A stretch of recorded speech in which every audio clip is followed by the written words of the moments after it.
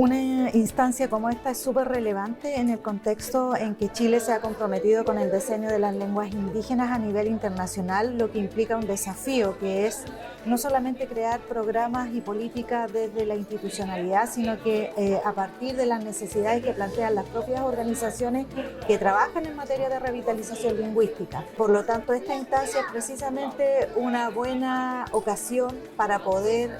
recoger esas dificultades, pero también aquellas propuestas que las organizaciones tienen para poder ir pensando en cómo Chile organiza su política indígena, cómo organiza los programas que hoy día tiene y cómo crea nuevos programas que se hagan cargo de las demandas que plantean las propias organizaciones. Trabajar con Pichi Quechea para nosotros es una prioridad en la actualidad porque viene a ser la continuación del proceso que ya habíamos comenzado como organizaciones a trabajar con personas jóvenes y adultas en la enseñanza de personas adultas, pero trabajar con Pichi Quechea es un proceso que están haciendo hace poco y que tiene como sueño para nosotros es que nuestros Pichi Quechea adquieran de buena forma el mapuzungún, acompañado de hablantes nativos de la lengua. Me parece muy importante hoy día estar presente en una actividad que es este seminario donde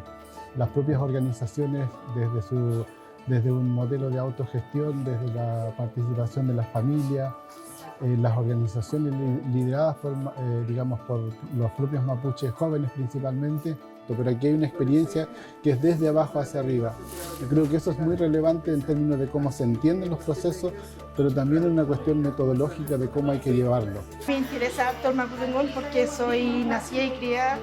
en el campo, hablo mapudungún, así que me interesó mucho venir a este seminario para poder venir a aprender o escuchar lo que se dice acá.